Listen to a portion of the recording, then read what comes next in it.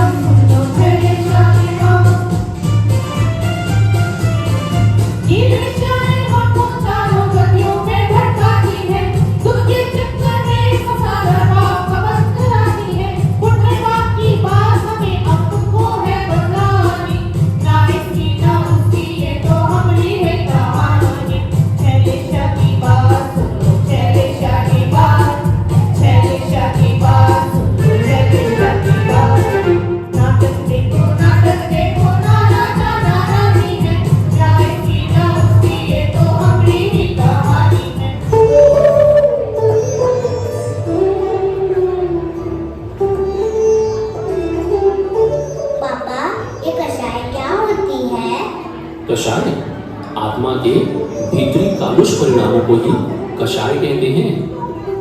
इनके द्वारा जीव चारों गतियों में परिभ्रमण करता हुआ सिर्फ दुख को ही प्राप्त करता है। क्या तुम्हें पता है कषाय एक चुंबक की तरह होती है जिसके द्वारा कर्म हमारी आत्मा से चिपक जाते हैं। पापा, आत्मा और कर्म का संबंध कैसे होता है? आत्मा और कर्म का संबंध लेश्या के द्वारा होता है। पापा, ये लेश्या क्या होती है? लेश्या जिसके द्वारा जीव पाप और पुण्य से अपने आप को लिप्त करता है। आसान शब्दों में कहूं तो जीव व कर्म का संबंध कराने वाली ही लेश्या कहलाती है। पावन पर्युषण पर्व में हम सभी लेश्या का स्वाध्याय करें। बहुत उत्तम विचार। चलो तो आज हम लेश्या के बारे में अध्ययन करते हैं।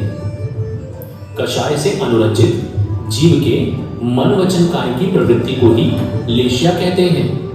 लेश्या 2 प्रकार की होती है, भाव लेश्या और द्रव्य लेश्या। पापा, ये द्रव्य लेश्या क्या होती है? द्रव्य लेश्या वर्ण नामकरण के उदय से जो हमारे शरीर का वर्ण या रंग होता है उसे ही द्रव्य लेश्या कहते हैं। यह 6 प्रकार की होती है।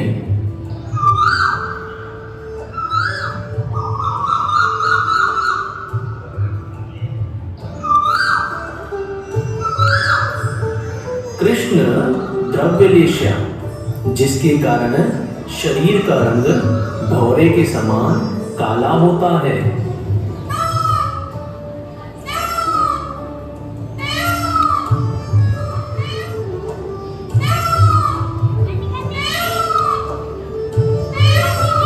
नील द्रव्यलेश्या, इसके कारण शरीर का रंग मयूर कंठ के समान नीला होता है।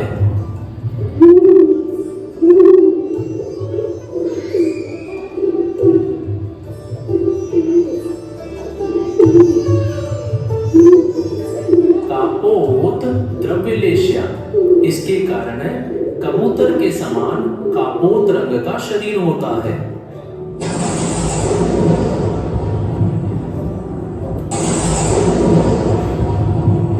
तेजो द्रव्यलेश्या, इसके कारण शरीर का वर्ण स्वर्ण के समान तेज होता है।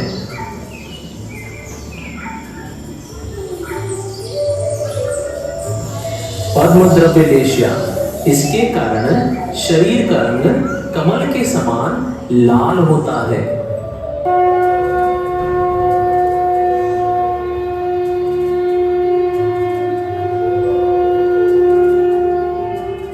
और अंत में शुक्ल द्रव्यलेश्या, इसके कारण शरीर का रंग शंख के समान श्वेत या सफेद होता है। द्रव्यलेश्याएं शुभ और अशुभ नहीं होती हैं। पापा, ये भावलेश्या क्या होती है? भावलेश्या कषाय के उदय से जो मन वचन काय की प्रवृत्ति होती है, अर्थात जैसे हमारे भाव होते हैं उसे ही भावलेश्या कहते हैं। भावलेश्या 6 प्रकार की होती है: कृष्ण, नील, कापोत, पीत, पद्म, शुक्ल। चलो इसे समझने के लिए एक दृष्टांत देखते हैं, जहां एक व्यक्ति एक ही कार्य को करने के लिए किस प्रकार अलग अलग भाव रखता है।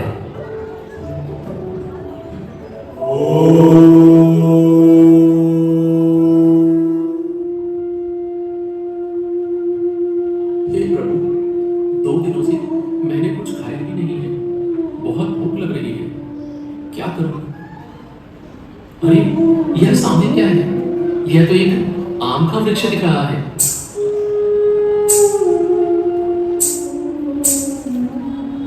एक काम करता हूं, आज इस वृक्ष की जड़ को ही उखाड़ देता हूं, जिससे यह आम का वृक्ष गिर जाएगा और मैं सारे आम को इकट्ठा करके अपने साथ ले जाऊंगा और अगले 2-3 दिनों तक इसे खाता रहूंगा।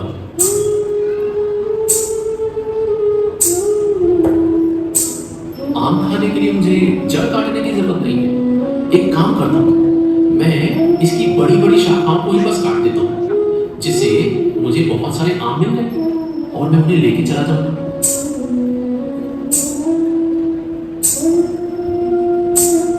आम के तने को भी काटना कोई आवश्यक नहीं लगता। एक काम करता हूँ, छोटी छोटी टहनियों को ही काट लेता हूँ, जिससे आम मिल जाएगी और इस वृक्ष को ज्यादा नुकसान भी नहीं होगा।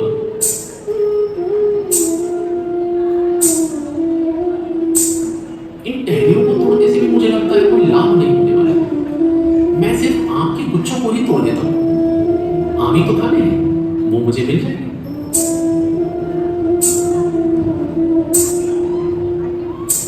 मुझे लगता है इन गुच्छों का भी कोई प्रयोजन नहीं है, केवल पके हुए आम को ही तोड़ देता हूँ। इन गुच्छों में तो कच्चे आम भी हैं, उनसे मुझे क्या?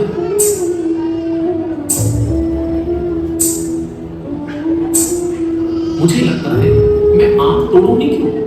यह नीचे गिरे हुए पके हुए आम तो हैं ही, इन्हें ही लेके मैं अपनी क्षुधा शांत कर सकता हूँ और आगे की यात्रा भी कर सकता हूँ। तो देखा, एक ही व्यक्ति ने उस आम के वृक्ष के नीचे बैठकर कैसे अलग अलग विचार किए, अलग अलग भाव किए। चलो अब इन्हें एक एक करके समझते हैं।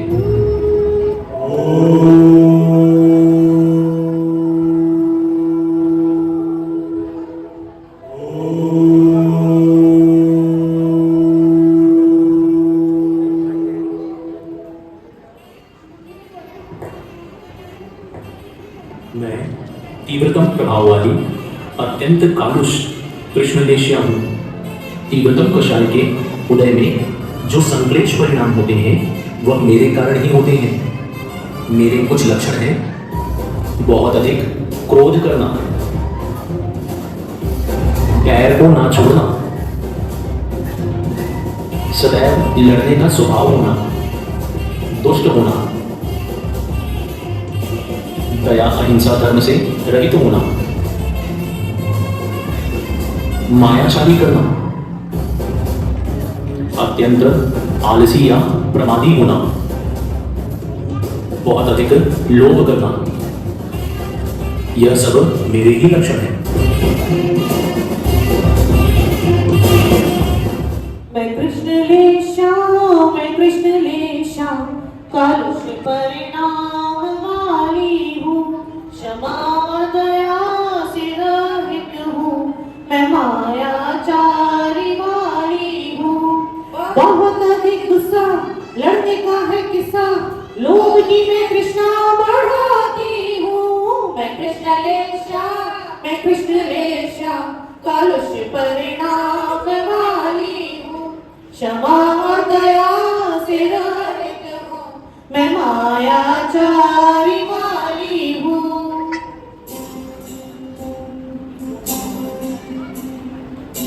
मैं कृष्ण लेशिया से थोड़ी कम तीव्रतर प्रभाव वाली नीलकंठ समान नील लेशिया हूं। तीव्रतर कषाय की उत्पत्ति में जो संक्लेश परिणाम होते हैं वह मेरे कारण ही होते हैं।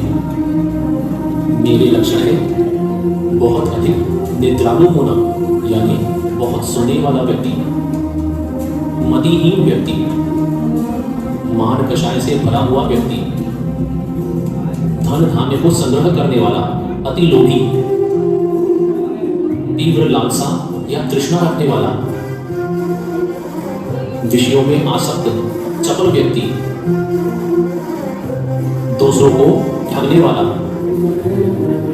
यह सब मेरे ही लक्षण हैं। मेरा नाम नीलेशा, नीलेशा व नीलेशा, कृष्ण लेशा से कम हूँ पर तीव्र परिणाम वाली हूँ। मेरा नाम है नीलेशा, नीलेशा व नीलेशा, कृष्ण लेशा से कम हूँ पर तीव्र परिणाम वाली हूँ।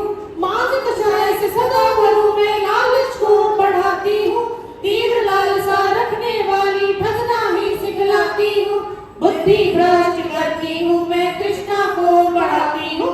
मेरा नाम है नीलेशा, नीलेशा व नीलेशा, कृष्ण लेशा से कम हूँ पर तीव्र परिणाम वाली हूँ। मैं नील लेशिया से कम तीव्र प्रभाव वाली कबूतर के समान कापोद लेशिया हूं। तीव्र कषाय की उत्पत्ति से संक्लेश परिणाम मेरे ही कारण होते हैं। मेरे लक्षण हैं दूसरों पर रोष करना, दूसरों की निंदा करना, शोक बाहुल होना अर्थात बहुत ज्यादा दुखी होना, भय बाहुल होना अर्थात बहुत ज्यादा डरपोक होना, ईर्ष्या करना, विभिन्न प्रकार से अपनी ही प्रशंसा करवाना, रण में मरने का इच्छुक होना, यह सब मेरे ही लक्षण हैं। मैं तो होगा बुद्धेशा, मुझसे बच के रहना। बड़ी ईर्ष्या है, बड़ा क्रोध है, निंदा भी है। मैं तो होगा बुद्धेशा, मुझसे बच के रहना। बड़ी ईर्ष्या है, बड़ा क्रोध है, निंदा भी है। मैं तो होगा बुद्धेशा। मैं कापोद लेशिया से कम मंद स्वभाव वाली स्वर्ण के समान रंग वाली पीत लेशिया हूं। मुझे तेजो लेशिया भी कहा जाता है। मंद कषाय के उदय में जो विशुद्ध परिणाम होते हैं वह मेरे कारण ही होते हैं। मेरे लक्षण हैं जो कर्तव्य और अकर्तव्य, सत्य और असत्य को जानता हूं। मित्रता, दयालुता, सत्यवादिता, दानशीलत्व अर्थात दान देने के भाव, मृदु स्वभावी अर्थात सबके साथ मीठा और प्रेम से बोलने वाला व्यक्ति, यानी धर्म में लिप्त, समदर्शी, यह सब मेरे ही लक्षण हैं। मैं हूँ निर्दोषा, मद है गुण मेरा, स्वर्ग से जैसा उज्ज्वल पीत है रंग मेरा। मैं हूँ तेजोलेशा, मद है गुण मेरा, स्वर्ण के जैसा उज्ज्वल पीत है रंग मेरा।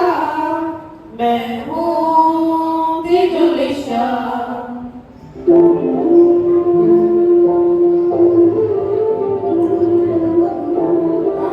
मैं पीतलेशिया से अधिक मंदतर स्वभाव वाली लाल कमल के समान पद्मलेशिया हूँ। मंदतर कषाय की उत्पत्ति में जो भाव प्राणियों के होते हैं वह मेरा ही लक्षण है। मेरे अन्य लक्षण हैं वह जो त्यागी व्रती होता है, भद्र परिणामी होता है, सब पर दया रखने वाला, वह जो क्रोध ना करे, क्षमावान हो, जो सच्चा हो, साधु जनों के गुणों की पूजन में निरत रहने वाला, गुरु देव पूजन आदि में रुचि रखने वाला, धर्म ध्यान करने वाला, त्याग दान आदि करने वाला, यह सब मेरे ही स्वभाव है।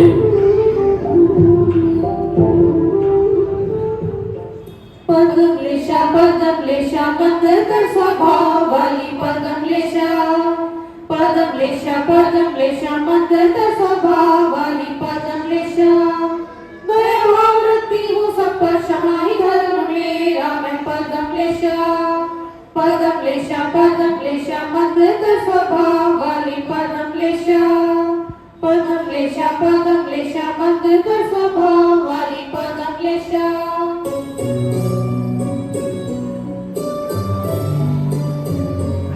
मैं मंदगम स्वभाव वाली चंद्र या शंख के समान श्वेत रंग की विशुद्ध परिणाम वाली शुक्ल लेशिया हूँ। मंदगम कषाय के उदय में जो विशुद्ध परिणाम होते हैं वह मेरा ही लक्षण है।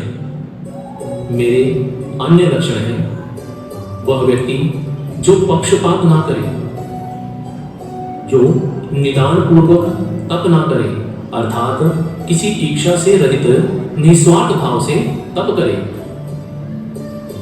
जो सब पर समान व्यवहार रखे, जिसे राग द्वेष मोह माया स्नेह आदि ना हो, जो वीतरागता रखता हो, शत्रु के दोषों पर दृष्टि नहीं डालता, वह किसी की निंदा नहीं करता, पाप कार्यों में उदासीन रहता है, सिर्फ शुभ कार्यों में ही मन लगाता है। यह सभी मेरे लक्षण होते हैं।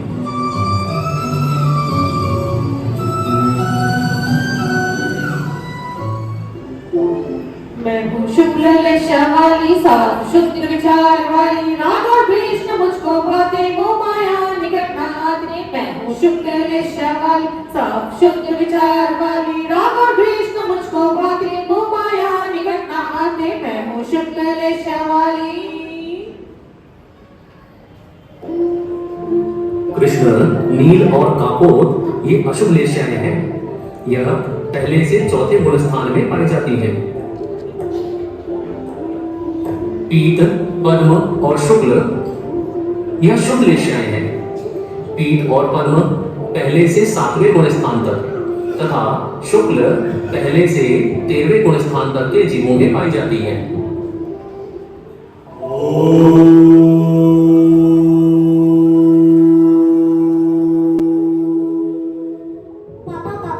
लेशिया के कारण गति बंद कैसे होती है? लेशिया के 26 अंशों में मध्य के 8वें ही आयु बंध होता है। आयु बंध के समय यदि लेशियाएं शुभ होती हैं तो देव गति या मनुष्य गति का बंध होता है। अशुभ लेशियाओं में तिर्यंच और नरक गति का बंध होता है। मरण समय यदि लेशियाएं शुभ होती हैं तो जहां भी जाते हैं सुख ही मिलता है।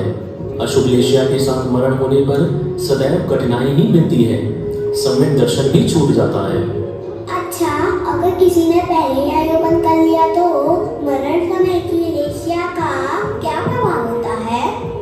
मरण समय भावों का बहुत महत्व होता है। इसे समझने के लिए चलो इस व्यक्ति को देखते हैं जिसने आयु बंध के समय देवायु का बंध किया है। अब मृत्यु के समय यदि यह अशुभ लेशियाओं से मरता है तो निश्चित ही यह देव तो बनेगा, किंतु भवनात्रिक देव ही बनेगा, क्योंकि इसका सम्यक दर्शन छूट चुका है। किंतु यदि यह शुभ लेशियाओं से मरण करता है तो निश्चित यह वैमानिक देव बनेगा। वहां यदि सम्यक दर्शन छूट भी जाता है तो उसे प्राप्त करने के लिए योग्य सामग्री सदैव उपलब्ध रहती है।